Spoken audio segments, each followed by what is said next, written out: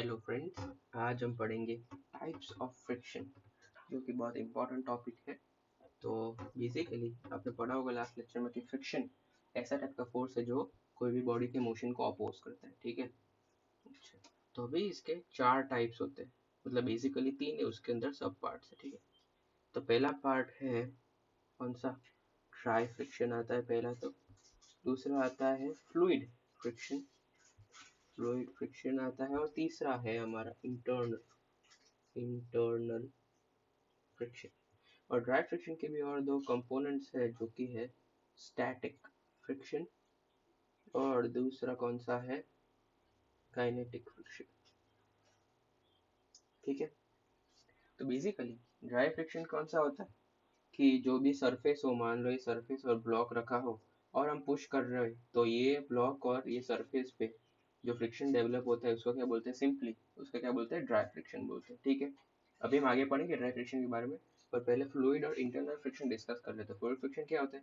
जैसे कि पानी है, ये कोई भी लिक्विड है, पानी नहीं, कोई भी लिक्विड है। ठीक है। तो जब हम इसको वेलोसिटी से मूव कराते हैं, वी वेलोसिटी से, तो जो ऐसा होता है कि जो डिफरेंट लेयर्स होते हैं वो सेम वेलोसिटी से मूव नहीं करते, कुछ डिफरेंट वेलोसिटी से मूव करते हैं, ऐसे कम कम होती जाती है वेलोसिटी। तो इसके कारण इनके बीच में क्या होता है कि फ्रिक्शनल फोर्स ऐसे डेवलप हो जाते हैं, इधर एफ, इधर फ्रिक्शनल फोर्स, मतलब फ्रिक्शनल फोर्स डेवलप हो जाती है इनके कारण। ठीक है। मतलब आप बेसिकली इतना समझो कि फ्लूइड फ्रिक्शन में क्या होता है कि डिफरेंट लेयर्स होते हैं, उनके बीच में जब कोई भी वेलोसिटी से मूव करते हैं ऊपर वाला पार्टिकल, तो इनके बीच में क्या होता है? रेजिस्टिव फोर्सेस डेवलप हो जाते हैं। बस इतना ही है फ्लूइड फ्रिक्शन में। ठीक है। ये ज़्यादा पूछा भी नहीं जाता एग्जामिनेशन में। और इंटरनल फ्रिक्शन क्या होता है? उसमें होता है कि जब डिफॉर्मेशन हो जाता है, मान लो कि डिफॉर्मेशन हो जाता है, और उसी मान लो ऑब्जेक्ट है, उसमें कुछ डिफॉर्मेशन अचानक से कुछ डिफॉर्मेशन हो गया और अलग अलग पार्टिकल अलग अलग वेलोसिटी से ऐसे मूव कर रहे हैं, तो उसके कारण इसके ऑब्जेक्ट के अंदर अंदर में ही एक इंटरनल फ्रिक्शन डेवलप हो जाता है, जो कि इन सारे मोशन पर क्या करता है? रेसिस्ट करता है। क्या करता है? रेसिस्ट करता है। ठीक है। आपको इतने समझने की जरूरत है। और वैसा हमारा मेन टॉपिक है वो ये दोनों है, स्टैटिक फ्रिक्शन, काइनेटिक फ्रिक्शन। तो सही है, चलिए पहले इन दोनों को डिटेल में समझते हैं। तो स्टैटिक फ्रिक्शन क्या होता है? नाम सजेस्ट करता है कि स्टैटिक फ्रिक्शन क्या होता है कि जब एक ऑब्जेक्ट स्टैटिक मतलब रुका हुआ हो, और अगर हम उसको पुश कर रहे हैं, मान लो कि ये ब्लॉक है, हम उसको एफ फोर्स से पुश कर रहे हैं, पर ये मूव नहीं कर रहा, डज नॉट मूव, ये मूव नहीं कर रहा है, डजंट मूव। तो जब तक मूव नहीं करता तब तक कौन सा फोर्स एक्ट कर रहा है? F static. कौन सा एक्ट कर रहा है? एफ स्टैटिक एक्ट कर रहा है। पर अगर हम फोर्स की वैल्यू बढ़ाते जाते हैं, अगर हम फोर्स को बढ़ाते ही गए, तो ये ब्लॉक क्या करने लगता है? स्लाइड करने लगता है। क्या करने लगता है? स्लाइड करने लगता है, ऐसे आगे भागने लगता है। तब तब कौन सा फ्रिक्शन एक्ट करता है? एफ। तब कौन सा फ्रिक्शन एक्ट करता है? एफ काइनेटिक एक्ट करने लगता है। ठीक है। इतना आपको समझना है एफ स्टैटिक और एफ काइनेटिक के बारे में। ठीक है। अच्छा, जब ब्लॉक मूव करने लगे तब वो कौन सा होता है? Kinetic friction. और जब तक ब्लॉक स्टैटिक रहे वो कौन सा होता है? मतलब फोर्स लगा रहा और वो मूव नहीं कर रहा, तो उसको क्या बोलते हैं? Static friction. ठीक है। अच्छा, अभी एक बात याद रखो कि जो स्टैटिक फ्रिक्शन होता है वो अपनी वैल्यूज चेंज कर सकता है, और काइनेटिक फ्रिक्शन क्या होता है? हमेशा कांस्टेंट होता है। ये समझते हैं।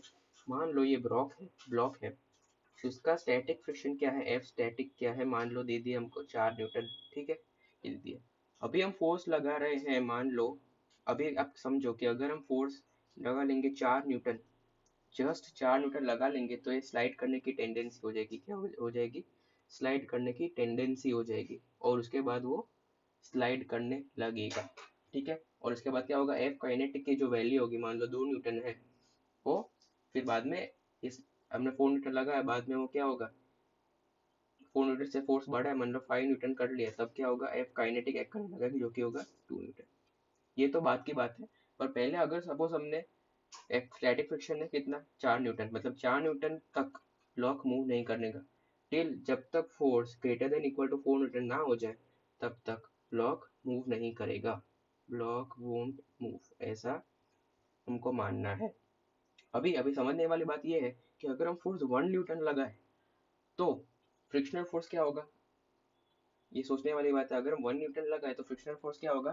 4 न्यूटन नहीं होगा। अगर क्योंकि क्योंकि अगर 4 न्यूटन हो गया ऐसे, तो ये पीछे की ओर एक्सीलरेट करने लगेगा, पर ऐसा तो होता नहीं है, समझ गए, क्योंकि फ्रिक्शन फोर्स हमेशा उसको बैलेंस करते हैं। तो अगर अगर आप मान लो कि F है, अगर वो स्टैटिक फ्रिक्शन से कम है, तो फ्रिक्शन क्या हो जाएगा, सिंपली F ही होने वाला है हमारा।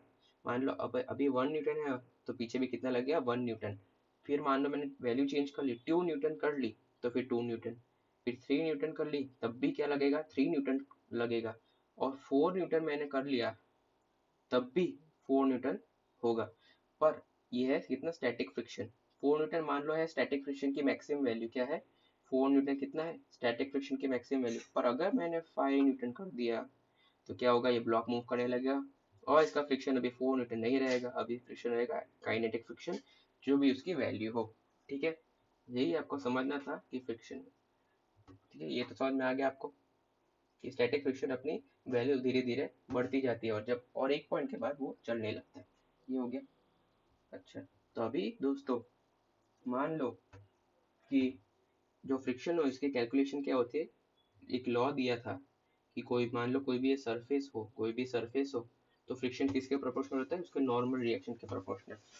ठीक है, तो मान लो इसका वेट mg लग रहा है नीचे, और नॉर्मल भी लग रहा है, तो नॉर्मल इस केस में कितना होगा, mg होगा।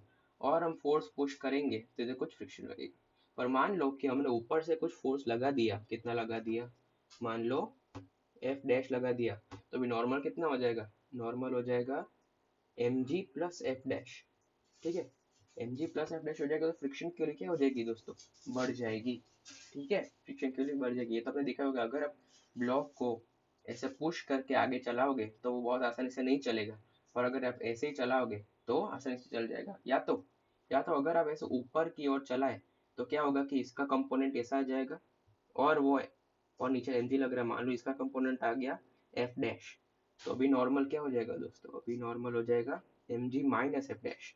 तो नॉर्मल डिक्रीज हो गया, इसलिए फ्रिक्शन कम लगेगा, तो आपको लगेगा कि ब्लॉक इजी है मूव करने के लिए। ठीक है, तो वो तो बात की बात है, तो पहले इतना समझो कि friction direct proportional to normal होता है। और इससे और फ्रिक्शन को डिफाइन करने के लिए हमने कांस्टेंट दे दिया, जो कि होता है म्यू। ठीक है, तो म्यू क्या है, कोएफिशिएंट ऑफ फ्रिक्शन। क्या है, कोएफिशिएंट ऑफ फ्रिक्शन। ठीक है, ये सिर्फ कांस्टेंट है, जो हर एक सरफेस के लिए अलग अलग होता है। तो म्यू एस क्या हो गया हमारा, स्टैटिक फ्रिक्शन का coefficient, coefficient of static friction. और म्यू के अगर लिखा हो कहीं पे, तो वो क्या हो गया, कोएफिशिएंट ऑफ, पूरा नहीं लिखना, कोएफिशिएंट ऑफ काइनेटिक फ्रिक्शन। ठीक है, ये इतनी बात आपको समझनी थी। ठीक है, अभी एक बात याद रखना कि हमेशा कोई भी सरफेस हो, उसके लिए म्यू एस हमेशा क्या होगा, म्यू के से ग्रेटर होगा। ठीक है, और म्यू हमेशा क्या होगा, 0 और 1 के हमेशा बीच में होगा, कोई भी फ्रिक्शन। ठीक है, ये दो चीजें आपको याद रखनी है, बिल्कुल इंपॉर्टेंट चीजें हैं। ठीक है, अच्छा, अभी हम ग्राफ ड्रॉ करें, फोर्स अप्लाइड। ठीक है, अभी हम ग्राफ ड्रॉ करते हैं, मान लो कि ये है हमारा फोर्स, और ये है हमारा फ्रिक्शन। फ्रिक्शन और फोर्स के बीच में अगर हम टाइम ड्रॉ कर रहे हैं, ग्राफ ड्रॉ कर रहे हैं, टाइम नहीं, सॉरी दोस्तों। ठीक है, इसको अच्छे से बना लेता हूँ मैं। और ऐसा फोर्स एफ से पुल कर रहे हैं, और इधर पीछे फ्रिक्शन लग रहा है। इसमें हो गया क्या, ध्यान से समझना।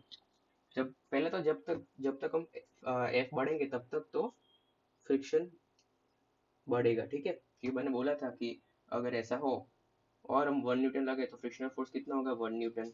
फिर 2 न्यूटन लगाए, एग्जाम्पल दे रहा हूँ, तो फ्रिक्शनल फोर्स कितना होगा, Q न्यूटन। और अगर मान लो स्टैटिक फ्रिक्शन की मैक्सिमम वैल्यू कितनी है, 3 न्यूटन, तो 3 न्यूटन लगाए तो कितना होगा, 3 न्यूटन। ठीक है, सॉरी 3 न्यूटन होगा। तो पहले पहले तो जब तक फोर्स बढ़ेगा, ये मान लो 3 न्यूटन मैक्सिमम वैल्यू है एफ मैक्स। न्यूटन क्या है, फ्रिक्शन की मैक्सिमम वैल्यू, स्टैटिक फ्रिक्शन की मैक्सिमम वैल्यू है एफ मैक्स। तब तक तो बढ़ता ही जाएगा, और उसके आगे जब हम फोर्स बढ़ाएंगे, तो क्या होगा कि एफ काइनेटिक फ्रिक्शन एक्ट करने लगेगा। और मैंने बोला था कि काइनेटिक फ्रिक्शन क्या होता है, म्यू एस से कम होता है, अभी अभी बोला मैंने। तो क्या हो जाएगा, देखो, अब तो इधर तक तो क्या लग रहा है, इधर तक क्या लग रहा है हमारा, स्टैटिक फ्रिक्शन, एफ स्टैटिक लग रहा है। पर अगर और हम फोर्स बढ़ा देंगे, तो चलने लगेगा, और चलने लगेगा तो क्या हो जाएगा my dear friends, kinetic friction act करने लगेगा, और वो आगे ऐसा कुछ आ जाएगा। ठीक है। और आगे काइनेटिक फ्रिक्शन की वैल्यू कांस्टेंट होती है हमेशा, ये मैंने भी बोला था अभी। एक मिनट, इसको अच्छे से बना लेते हैं, कुछ ऐसे आ जाएगा, क्योंकि आगे तो देखो काइनेटिक फ्रिक्शन की वैल्यू क्या होती है, म्यू के इंटू नॉर्मल, ये हमेशा कांस्टेंट होती है। और स्टैटिक फ्रिक्शन क्या होती है, वो वैल्यू चेंज बढ़ती रहती है और बाद में कुछ समय के बाद काइनेटिक फ्रिक्शन एक्ट करने लगता है। तो ये, तो इसके बाजू में जो हो गया वो कितना हो गया काइनेटिक। तो ये दोस्तों ये ग्राफ था, ठीक है, ये ग्राफ था, इसको आप चाहे तो याद कर रख सकते हैं। और एक बात कि फ्रिक्शन क्या होता है, फ्रिक्शन होता है, friction always, friction opposes relative velocity, relative motion opposes relative motion, हमेशा हम ये कोई भी क्वेश्चन के लिए ट्रू है, कोई भी सिचुएशन के लिए ट्रू है, ऑलवेज, ऑलवेज, ऑलवेज, ठीक है, हमेशा ये ट्रू होगा। जैसे अगर हम एग्जांपल देखें तो मान लो ये प्लैंक है, क्या है, प्लैंक है बड़ा सा, और ये ऊपर मास m है और ये ऐसा ऐसा हमने रखा है, और मान लो ये जा रहा है v से और ये जा रहा है 2v से, तो हमको डायरेक्शन ऑफ फ्रिक्शन एनालाइज करना है इन दोनों में, इस पे फ्रिक्शन का डायरेक्शन क्या होगा और इस पे फ्रिक्शन का डायरेक्शन क्या होगा, वैल्यू नहीं देख सिर्फ डायरेक्शन, ठीक है। तो मैंने क्या बोला अभी ऊपर ही बोला कि ऑलवेज अपोजिट रिलेटिव मोशन, तो हमको रिलेटिव मोशन लगाना पड़ेगा। तो अगर हम m की फ्रेम में चले जाए, इन frame of m, in frame of m में चले जाए, तो क्या होगा माय डियर फ्रेंड्स, ये मास m है, इस पे v, इस पे इसकी वेलोसिटी v थी आगे, और इधर 2v हो जाएगी, और इसकी वेलोसिटी तो कितनी हो जाएगी 0, ये रुक जाएगा, ठीक है। तो बेसिकली इसकी वेलोसिटी कितनी हो जाएगी, v इधर की तरफ हो जाएगी। तो दोस्तों अभी आप बताओ कि v इधर की तरफ वेलोसिटी है तो फ्रिक्शन कौन सी डायरेक्शन में लगेगा, ऑब्वियसली आगे लगेगा, ठीक है, ऑब्वियसली आगे लगेगा, क्योंकि उसको रिलेटिव वेलोसिटी को अपोज करना है, ठीक है। और आप याद रखिए कि हमेशा ऐसा ब्लॉक हो तो ये, अगर इस ब्लॉक पे फ्रिक्शन आगे लग रहा है तो इस ब्लॉक पे हमेशा फ्रिक्शन पीछे लगेगा, क्योंकि ये फ्रिक्शन क्या होता है, एक्शन रिएक्शन पेयर होता है, क्या होता है, एक्शन रिएक्शन पेयर, ठीक है। ये दोनों फ्रिक्शन फोर्सेस क्या होता है, एक्शन रिएक्शन पेयर, ये जो ये F1 है और ये F2 है, वो क्या होता है, एक्शन रिएक्शन पेयर है, और वो दोनों क्या होता है, मैग्नीट्यूड में इक्वल होते हैं, F1 is equal to F2 is equal to F, ये आप समझ लीजिए, ठीक है। अच्छा अभी ये हो गया, अभी इस पे तो फ्रिक्शन आगे लग गया, ये एफ है तो मैं इसको सिर्फ एफ ही रखता हूँ। अभी हम एम, मास एम पे देखे, ठीक है, ये है मास एम पे देखे, इसको भूल जाए, फिर से हम आ जाए, फिर से हम अगर डायग्राम ड्रॉ करें, एम एम, इस पे फ्रिक्शन आगे लग रहा था तो इस पे कौन सा लगेगा, फ्रिक्शन पीछे लगेगा। अब ये फिर से हम ग्राउंड फ्रेम में आ जाए तो इसकी वेलोसिटी 2v थी दोस्तों, तो नीचे वाला जो फ्रिक्शन होगा, नीचे वाला फ्रिक्शन होगा वो कितना होगा, पीछे होगा, मान लो f डैश उसकी वैल्यू है, ठीक है। तो ये फ्रिक्शन को हमने एनालाइज कर लिया और ये लगेगा f काइनेटिक होगा, ठीक है। अच्छा, अच्छा ये हो गया। अभी अभी दोस्तों मान लो कि मैंने क्वेश्चन दे दिया कि ये ब्लॉक है, मैंने उसको 25 न्यूटन से अगर आगे पुश किया तो वो क्या होता है, just begins to move, just begins to move, ठीक है। और इसका वेट मान लो दे दिया 10 kg, और मैंने आपसे पूछ लिया कि म्यू एस क्या होगा, ठीक है। तो ये तो बहुत सिंपल सवाल है, जस्ट बिगिंस टू मूव मतलब क्या होगा कि 25 न्यूटन है वो एफ स्टैटिक के इक्वल हो गया, ये हमने पिछली बार भी डिस्कस किया, जस्ट बिगिंस मतलब स्लाइडिंग करने की टेंडेंसी होगी, मतलब जस्ट एफ स्टैटिक एक्ट करने लगा, ठीक है। अच्छा, तो एफ स्टैटिक क्या मैंने बोला था, अभी मेरे को पूछा गया कि म्यू एस बताओ, म्यू एस मान लो पूछ लिया, तो एफ स्टैटिक क्या होता है, म्यू एस इंटू नॉर्मल। तो ये 10 kg का ब्लॉक है, इस पे नीचे लग रहा है 100 न्यूटन, और नॉर्मल ऐसे लग रहा है, तो नॉर्मल की वैल्यू क्या होगी, 100 न्यूटन हो जाएगी, 100, ठीक है। तो म्यू एस क्या हो जाएगा 0.2। तो ये तो सिर्फ बेसिक कहानी थी दोस्तों फ्रिक्शन की, अगली बार हम और ज़्यादा आगे पढ़ेंगे फ्रिक्शन में, ठीक है। तो अगर आपको वीडियो पसंद आया तो प्लीज़ लाइक कीजिए, शेयर कीजिए और चैनल को सब्सक्राइब कीजिए। Meet you in the next video.